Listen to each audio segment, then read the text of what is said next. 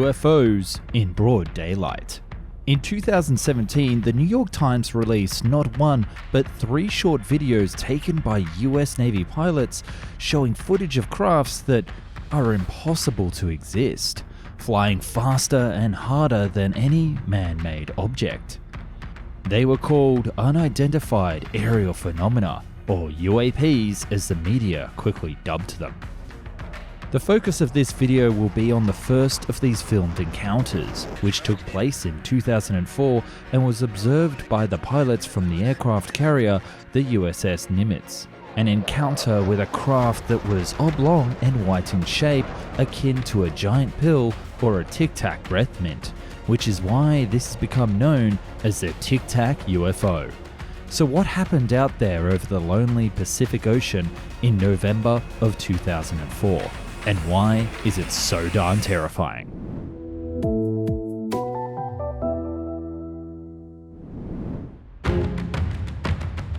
America's pride of the US Navy, the nuclear-powered USS Nimitz, was operating a training exercise off the coast of Mexico in winter of 2004. The Nimitz was ordinarily docked at the US Navy base in San Diego, so these maneuvers in the Pacific Ocean were considered pretty much in its own backyard.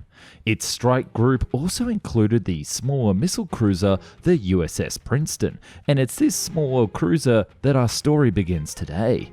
The state-of-the-art ship was testing a new, highly advanced radar, which was picking up several mysterious objects for several days. In fact, the Princeton's radar had tracked well over 100 of these mysterious objects over the course of a week. At first, they thought that this state-of-the-art radar system was bugging out, like static on an untuned radio.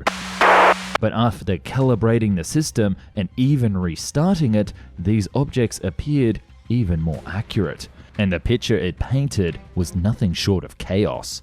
One of the ship's radar operators would later state in an interview that watching the objects on the radar display was like watching snow falling from the sky. The radar operators couldn't believe what they were watching. Objects that seemed to fly at altitudes greater than 80,000 feet, which was far higher than what commercial or even military jets typically operate at. Even more disconcerting, what these objects seemed to drop with an astonishing speed into far lower and busier airspace, from practically orbit to sea level in less than a minute. They were too high to be birds, too slow to be conventional aircraft, and were not traveling on any established flight path. By that morning on the 14th, it was decided on the Princeton that these unidentified objects had to be somehow intercepted and, if possible, stopped. The carrier group had 2 fighter jets already performing training missions in the area, and it was thought that they would be their best bet at witnessing whatever the heck these objects were. They were ordered to stop their training and immediately proceed to the new coordinates, what the operations officer on board the Princeton called a real-world task. Fighter jet pilots Alex Dietrich and her then commanding officer David Fravor were 2 pilots tasked to investigate the mysterious radar contacts. Upon approaching the designated area where the radar contact had been located, they first noticed an unusual churning of the ocean's surface, a foaming mass that looked like a large aircraft, like the size of a Boeing 737, submerged under the water.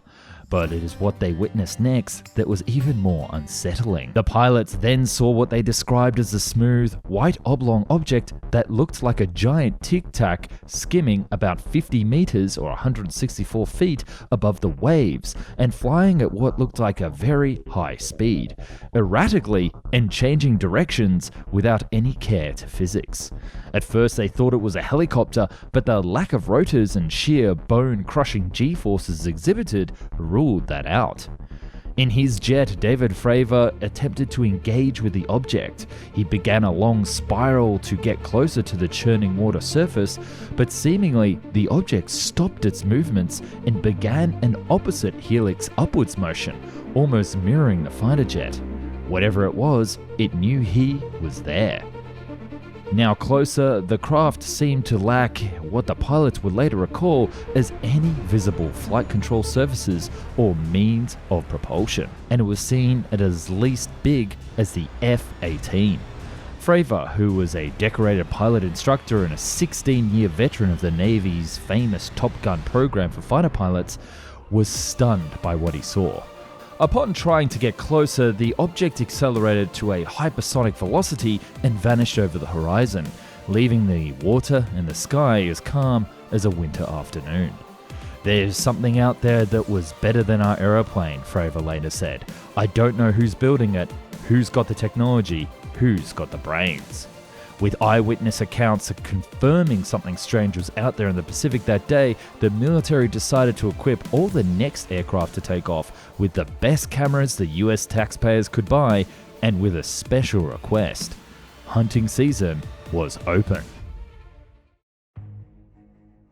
On the next mission, another FA-18 pilot, Chad Underwood, managed to get a radar ping 20 miles away. He couldn't see anything, but he was able to lock onto the target with his advanced targeting forward-looking infrared camera, a high-tech camera that can see way beyond the sight of a human. It was this footage that would be famously designated as FLIR-1. The object being filmed was shown to be a wingless, highly mobile, white and oblong shaped. It was approximately 20 to 25 feet or 7.6 meters in length, with no visible markings on it and no glass windows or any other portals into the craft visible from any angle. It was moving so fast not to create a sonic boom, and apparently no heat trail. Normally, you would see engines emitting a heat plume. This object was not doing that. The video shows a source of heat, but the normal signatures of an exhaust plume were not there. There was no sign of propulsion.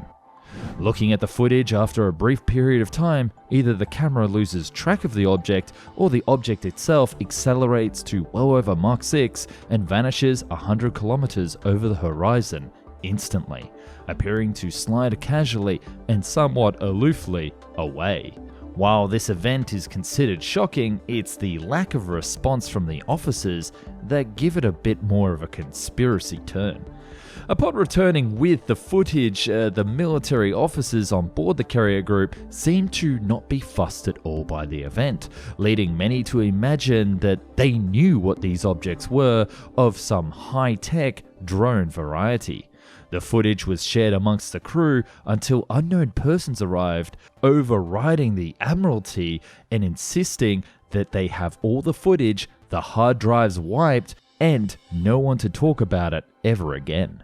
It's only because one crewman copied the footage to a disk and hid it away that we ever saw the light of day. As with any alleged conspiracy or cover-up, there are always those who rush in to debunk it. One such debunker is Mick West, a former video game designer and well-known skeptic of all things paranormal. In West's opinion, the images of the Tic Tac UFO are what happens when filming a fighter jet flying away at high speed. The resulting elongated shape that looks eerily like a giant Tic Tac is merely the glare on the lens of the infrared camera. West contends that what looks like a UFO is nothing more than light in motion creating optical distortion. He also says that the information shown on the screen of the video, such as the camera zoom level, indicates that the sweeping movements were made by the camera itself, not the so-called mystery. West further points out that the camera itself would be moving at a very high speed. This speed, together with a high zoom rate, would reflect what is known as the parallax effect, in which the relationship and apparent speed of an object and its background change, sometimes very dramatically, depending on the angle being viewed. Could these objects simply be the result of lights and a camera error? But what about the radar pings and the eyewitness accounts?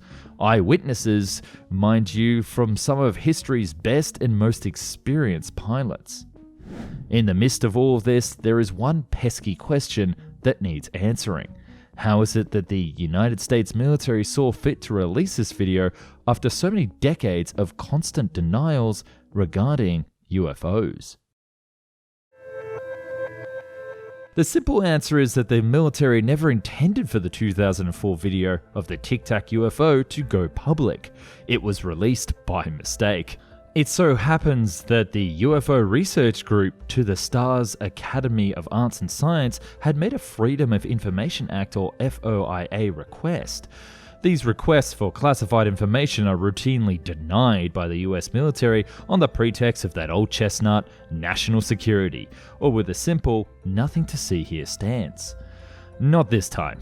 The Freedom of Information request was granted due to a series of unintentional blunders by the military worthy of a movie caper by the Coen brothers. The military was forced to admit their knowledge of these videos.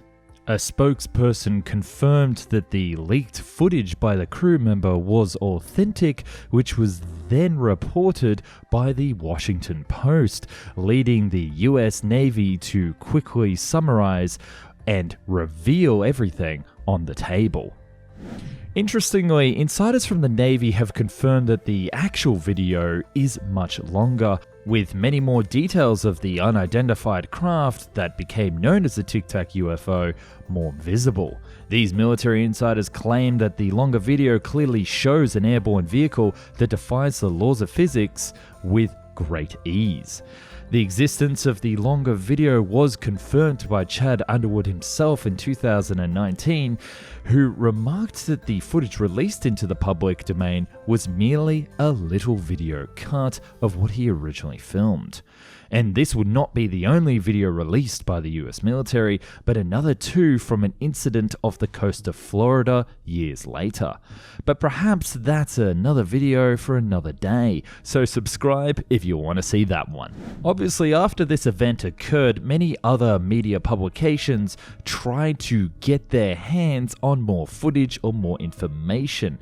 However, all the follow-up Freedom of Information requests were denied, claiming that it would cause exceptional grave damage to the national security of the United States. Once again, the US military has fallen behind on that old chestnut.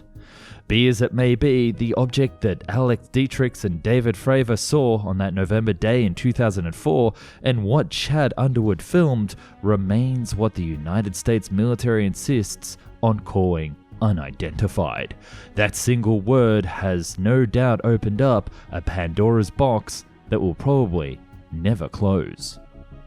And speaking of never closing, if you want constant updates from Found and Explained, then why don't you follow us on all of the social medias that I'm now putting up on the video. But if you want to do your own Freedom of Information request on my channel, then become a Patreon or a channel member. You get to see videos early, speak directly with me, and also suggest your own topics for future videos. So why don't you click on that link down below and come and join me here on what is quickly becoming Lost and Unexplained.